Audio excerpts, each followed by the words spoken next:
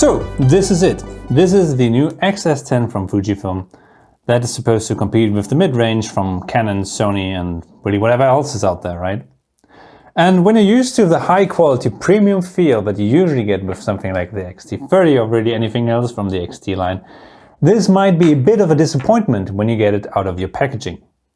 The body doesn't feel cheap, but it doesn't feel premium either. All of these buttons are a bit on the mushy side. They remind me more of like 70D or like a Canon camera. And especially this on-off dial is just, you can't just flip it. You really have to dig into this with your fingernails to turn it on and off. But I still prefer the feeling of all the buttons on the X-T30, even the on and off button, it just gives you this click. It's really nice.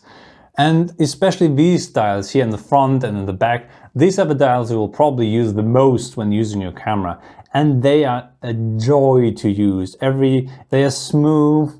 Every time you turn them, you just feel this clicking sensation in your finger, and they double even as buttons. So not only do they turn, you can also press them in. And this is actually a huge advantage because you don't need to move your thumb to different buttons. You have the things you need the most right under your thumb. You can change something like the shutter speed and then press it in to change something like the white balance.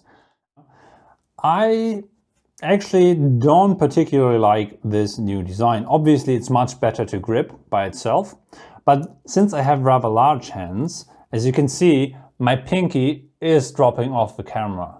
So for me, in order to use this camera, I will have to buy accessory. I will have to buy an L bracket anyways, so I might as well use the X-T30 that looks much sleeker because I don't have this huge bump here. And since I have to add an L bracket to make it a bit longer anyways, I have now this really nice grip along with a little bit of an extension.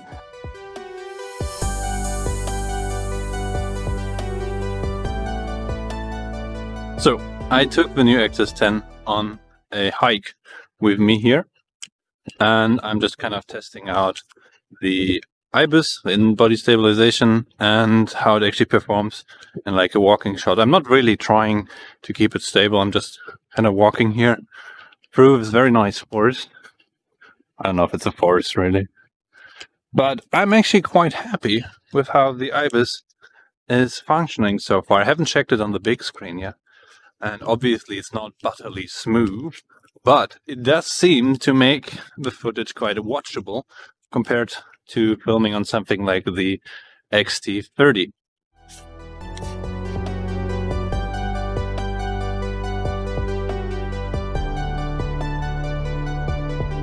One more thing I actually like about the Fujis are the film simulations. Unlike Canon or Sony or whatever else you're shooting, where you're probably shooting everything in RAW, more or less because you have to, because the JPEGs just don't look good enough. With Fuji, you can actually get away with using the JPEGs in most circumstances. Now let me explain. It does require you to set the white balance correctly and get the right exposure in camera. However, if you do all of that, the JPEGs give you a starting point that's close enough that you can actually edit most of the images you do need to edit just from a JPEG. For the other images, mostly I can just send the JPEGs out right away. Often when I go on a hike like this with friends, on my way back I just get the files from the camera on my phone and send them out without editing, just like from the camera on the phone, and that's it. I'm done. Of course I will look through the images later on when I get home, but I just pick out these few images that I really want to keep, and the rest has already been sent out, and just makes it so much easier and quicker than shooting everything in RAW and editing them. Yes, you have presets, but still everything needs a little bit of adjustment to actually look good, whereas the film simulation in general do a very good job at producing nice images. And I will just throw up a few examples of images where I didn't use any editing and they are straight off the camera just with a few film simulations.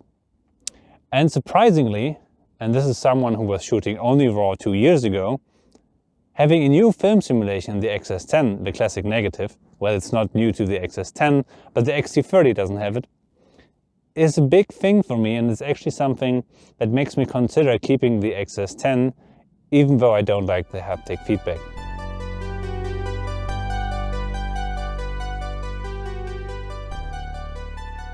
They have really decent object tracking for photos, as you can see here. It just kind of sticks to the object, right? It does a decent job. And I'm just flabbergasted that we don't have this feature in video. I changed to video and there is no tracking. I can set where it's focusing. I can set how large this area is, but I cannot get it to track at all. Like I can start recording, it's not tracking at all. And this is a feature that even Canon had in 2013 with the 70D. And it's actually a feature that I trust more than the face detection of these cameras, because the face detection in video sometimes is a bit hicky where it's not sure where to focus, right?